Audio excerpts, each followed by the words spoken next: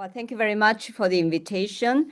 Let me just start with the news that from Monday this week. I'm sure that many of you already know.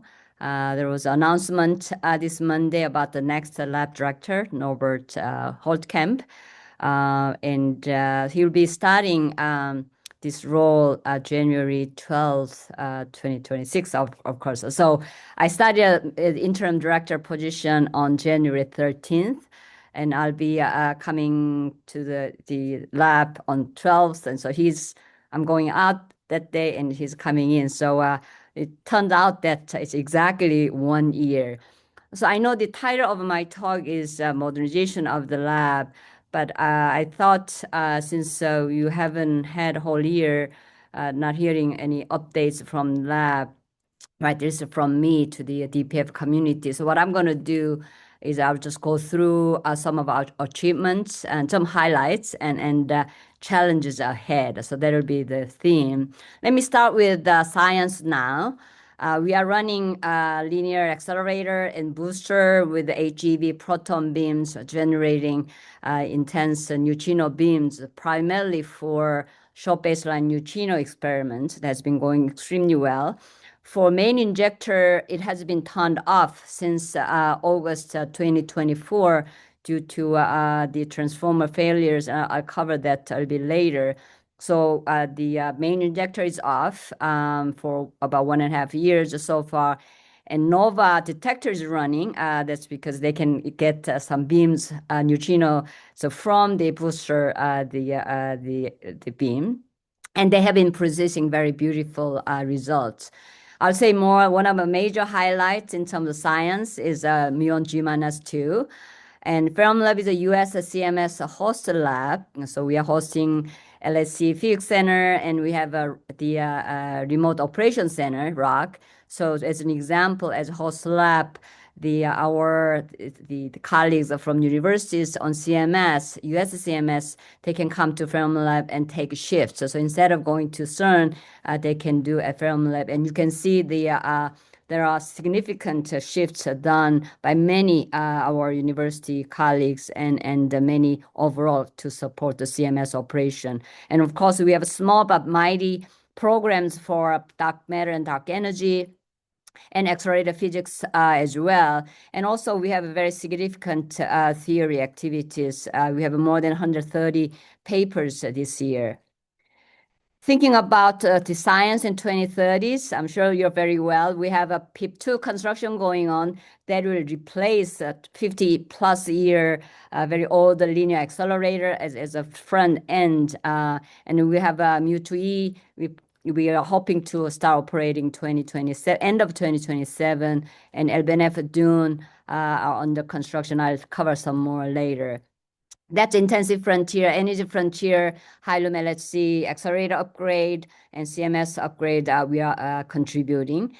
Cosmic Frontier, based on our core capabilities like quantum sensors or microelectronics, AI, small, but we are leveraging our core capabilities to have a very strong Cosmic Frontier program.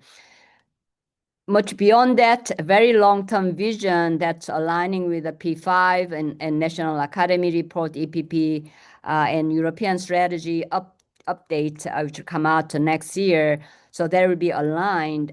So again, our vision is having Muon Collider at FermLab. Again, this has to be built on PIP2, which will be main injector for Muon Collider. And our knowledge and from LBNF Dune and Mu2E will be tremendous, the connection to make a Muon Collider happening. Just one thing for Muon Collider, we have to accelerate the muons in several energy stages. So that means that neutrinos coming out from muons and the different accelerator stages will have a very different energy spectrum of neutrino. So I expect that we'll have a very, very rich neutrino physics program while we are operating Muon Collider. And of course, offshore, following High-Lume LSC and CMS, our significant contribution and engagement in Higgs factories are what we are hoping for.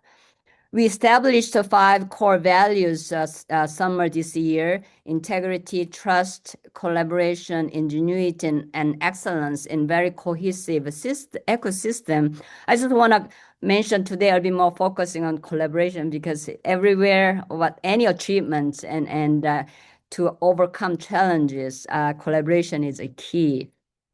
Of course, the typical collaboration that we are very familiar is a large experimental collaboration. But if you think about the projects, there are, for example, within even FairMLab, there are many different organizations. We have to be really working as a team. So that's another example of a collaboration. We have to have a very strong partnership. That's also another form of a collaboration. For DOE, NSF, there are our colleagues and universities and national labs and international the institutions as well, and also industrial partners and a state of Illinois and our delegation is also important partnerships. Just I want to quickly go through, just give some sense of what have we done this year from January in December. That's my timeline. So one thing, we have produced beautiful, just a few examples of the fantastic results with strong major progress made in large projects to studying some accelerator study group for very long future muon collider to very vibrant annual users and affiliates meeting took place in July. We have a number of anniversaries: Top Quark, Tau Neutrino, Icarus, and Microvoon. We have the best record ever for boost neutrino beams or protons on target. High field magnet test facility, Cryo arrived, and SQMS, our quantum center, had the renewal this fall. And we launched the lab-wide AI coordination office and lab-wide quantum strategy office. In addition to launching the core values, we completed a construction and opened the Fermilab badging office to dedication of Helen Edward Engineering Research Center. DOE Secretary Wright visit and Undersecretary Gill visit, some of the highlights. For projects, as you can see that we had many the projects at benefit Dune to CMS upgrade to Hilum LSC, accelerator to Mu2E and Acorn. This is a control system for future accelerator complex and more infrastructure project. So we have many reviews, director's review and the DOE reviews. Again, a strong collaboration between us and DOE. We had many visits from our international partners, from KK, DG, CERN, current and future director generals to many the institutions from around the world, visited by the consul generals to ambassadors to again, it was a very the many visits. As I give you some of the examples, we also had the international funding agencies meeting that's supporting Dune and PIP2. In addition, I believe that's strengthening our partnership with the laboratories and pursuing new opportunities is a key. So I visited 10 laboratories this year, 1 CERN and 9 national laboratories.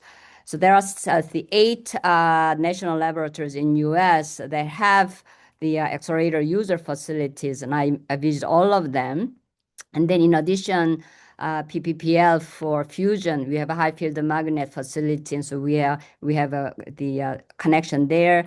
Lawrence Livermore for quantum partnership there. So it has been quite the helpful and productive visit. Also through this visit, we were able to form the Muon Collider Accelerator Study Group from 8 national labs who have accelerator user facilities. We have hosted many collaboration meetings, workshops, and conferences, symposiums. Just to give you some of example there. Unfortunately, sad news, John Peoples, our 3rd FairMLab director, passed away in June. And our outstanding theorist, Bill Baldin, passed away in November. Partnership with the DOE, Secretary of Energy Chris Wright visited mid-July, and Undersecretary of Science Daryl Gill before he officially appointed. So this is during the July as a private citizen. He visited us a full day, and he came back to give a public lecture on AI and quantum a couple of weeks ago. The Paul Devar, he is the former DOE Undersecretary for Science and now currently Deputy Secretary of Commerce. He visited because his interest is all our emerging technologies and how we collaborate and partner with the industries. Partnership with the state is very also important. Illinois State committed $30 million to support Fermilab. So our goal is to build the phase 1 Fermilab village housing. So thanks to University of Chicago, we have been meeting with state leadership, trying to really get the project going. So this is ongoing right now. We launched the Saturday morning quantum for high school students at south side of Chicago. And Illinois, the governor's office really liked it, so they are giving us a $700K for next year to even make it bigger program. And we are partnership for Illinois Quantum and Microelectronics Park. This is a south side of Chicago, more than $500 million investment by Illinois State, and that's a groundbreaking event took place at the end of September. Our governor is using social media to highlight DOE, Fermilab, and industry partnership on some of quantum tools.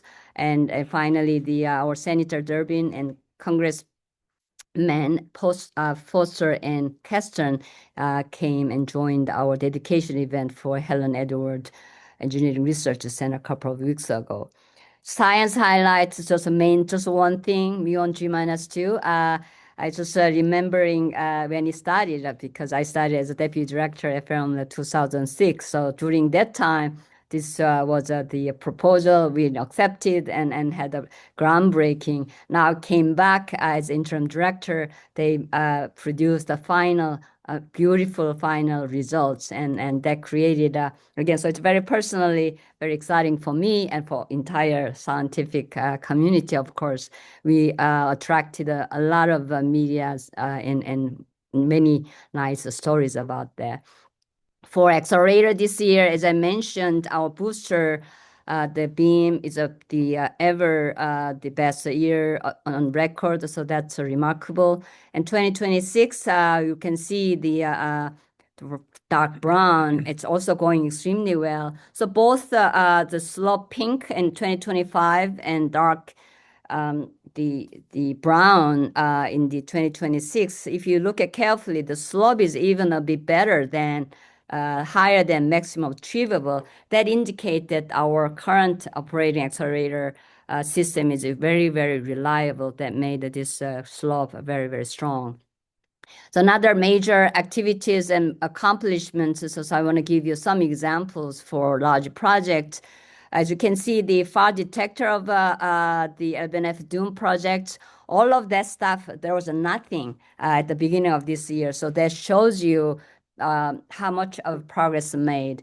And near detector also has been quite a lot of progress for developing and also prototyping.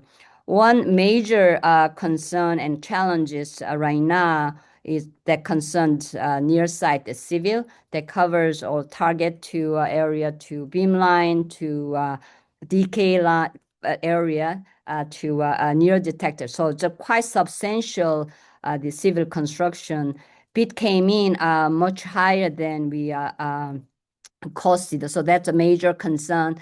So together with the Jim Kirby and the collaboration across spokespeople, Sajania and Sergio, and entire lab in the also help with various national laboratories. We are forming, and we formed some about 10 task force. Some already work studied, and we already found there's some way of simplifying all the design and also revisiting all the requirements to make sure that we optimize. Of course, we don't sacrifice any radiation issues, or we don't sacrifice any physics, but still there are a lot of room to improve. So a lot going on by a very collaborative work with many the institutions' help. We are trying to finalize findings and recommendations by the end of February. We also have a very strong collaboration on ESNH with CERN. CERN is making major contribution to far detector side. So the ESNH and far side is a very critical. So that's another beautiful example of a strong collaboration. PIP2 replacing very old 50+ year linear accelerator at the lab. Started with called box arrival in January, mid-January. This is a contribution by India, and the cold box was built in France. So that was a nice beginning, and all the civil construction is done. So the now accelerator components started being installed, and cry modules are being assembled at 3 locations so that we can speed up Fermilab and US and UK and France. There are not much of the technical challenges here, going very well. There's a little bit of contingency issues, but all in all, going very well. Another major progress made in Mu2E, the beam line, the instrumentation, installation and commission, major work is done this year, more to be done. For detector side, production solenoid arrived from General Atomics. We have some concerns about leak. We need further tests, but if doesn't develop further, we'll be able to operate, but more to be tested. Calorimeter and tracker finished the construction and arrived at Mu2E hall, which is early this fall. One remaining major concern is detector solenoid. So that's a far the right, the detector solenoid that's still in General Atomics in vendor.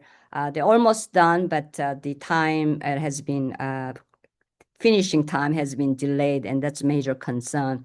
High-lumet accelerator upgrade, just doing very well. I just no more comments because excellent progress, and there is not much of a concern there. CMS upgrade also going extremely well. Many of you may have heard already. There are some the technical issues about radiation tolerance on DC-DC converter component. This is a common to both CMS upgrade and Atlas. So our colleagues are trying to figure out the root cause analysis or resolution. So until that happens, this is one of the major concerns. So this chart just shows you all of our major big project. You see risk overall. As I mentioned, the LBNF Dune near site conventional facilities, one of the major concern and challenges. Again, there are a lot of work going on to resolve, but we have to wait and see until we have a final studies done. Mu2E, the detector solenoid delivery delay is a major concern. For emerging technologies, SQMS, quantum science, doing very extremely well. We have a phase 2 just approved. And we are using also a NUMI underground the facility to test some of the qubits, the effect of a cosmic ray. So that's utilizing our existing facilities. Nice. Microelectronics, of course, we have a very strong technology foundation here at the lab for detector. So microelectronics is another strong area. In high field magnet, this is for accelerators, for particle physics, but also important the equipment and tools for fusion. So there are strong synergies between HEP and fusion. AI, you already heard from Jeremy. This has been, again, our community has been using and developing and very impactful so far with the Genesis mission. There are many more opportunities ahead. Just a couple of slides about our infrastructure. As I mentioned, the main injector is off because of the transformer got on fire. That was August 2024. At that time, we lab evaluated all of the transformers found out there are some of serious issues. So there are right now 5 out of 8 off. So that's why we can run only booster, not main injector. So 2 transformers need to be replaced. 3 we can bring them back if we place the bushings. So we expect bushings for 3 transformers arriving here spring next year. So by fall next year, these 3 will be operational. With that, we will be able to run main injector, although still 2 are off. So it's not a full capacity, but we'll be able to run in limited capacities. And the other 2 transformers replacements will come after these 3 bushing, the new bushings and transformers turn on. That's the overall. We also had issues about duct bank that's connecting 2 substations, the transformers I showed you earlier. This was discovered this spring while we were working on civil construction of a PIP2, but there's a major issues, but we have been making a lot of progress. So things are very going extremely well, and that we take care of these very aging facility issues. In addition, we have the so-called utilities infrastructure project, and we're also improving our overall control system for future reliable operations of all the accelerator complexes for LBNF Dune time. The ACON, this is to modernize our accelerator control system. We'll replace obsolete hardware and software and integrate the new system into PIP2 and LBNF. This will be a very good way of using AI. So I think this is a great opportunity, AI opportunity, and this is expected to be a multinational lab collaboration. We're also putting a lot of effort to improve and modernizing our business system. Just give you a couple of examples, the travel and reimbursement tools to time and labor system, to a budget forecasting system, and requisitions submission. We are streamlining. So all those ones, some already we installed, some are underway. So there are a lot more to be done, but we are on the way, and some of the plans are shown on the right side. Here also, we believe that AI can be quite powerful tool to more efficient and effective the business systems, and we are planning to take advantage or apply AI for these systems. Collaborative spaces, this is very key for innovation by bringing especially our engineering research center, where engineers and scientists and technicians come together, tackle our technical challenges and pioneer groundbreaking technologies. And we, a few weeks ago, we had a dedication ceremony because we renamed this center to be Helen Edwards Engineering Research Center. Access, we continue to improve our access for our users, affiliates, and any visitors. And also we are modernizing the system too. As I mentioned earlier, we have a new Fermilab badging office that opened early October. This will be to streamline all functions for staff and also for visitors to navigate easier. We are also using AI and all that sort of the tools to make it much more speedy process. We formed the Access Steering Group Committee of August of this year. One of the charges that I gave to this committee is to make DPF 2026 as Fermilab successful. So if you make this successful, I think that we have a system such that any complex conferences and workshops we'll be able to host. We have been hosting up to 600 plus symposiums and workshops, but DPF has about 10 parallel sessions, so it's a bit more complex. So we are using DPF 2026 as our guinea pig to improve our whole system. Just want to remind that as our priorities are, of course, LBNF Dune, PIP2, and Intensive Frontier, the Hilum LSC, and the CMS, our core capabilities are something that we have to keep strengthening, and our infrastructure and business system is as reliable systems are the key for our success. So with that, I just want to thank you, everybody.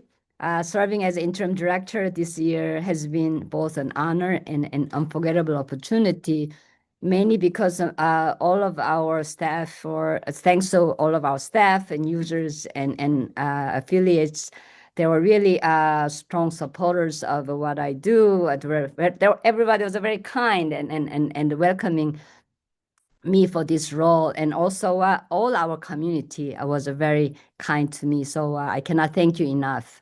With that, I'll take some questions. Thanks very much, Young-Ki. Are there any questions from the community? I'm not seeing anything in the live document right now. Anything in the chat or any raised hands?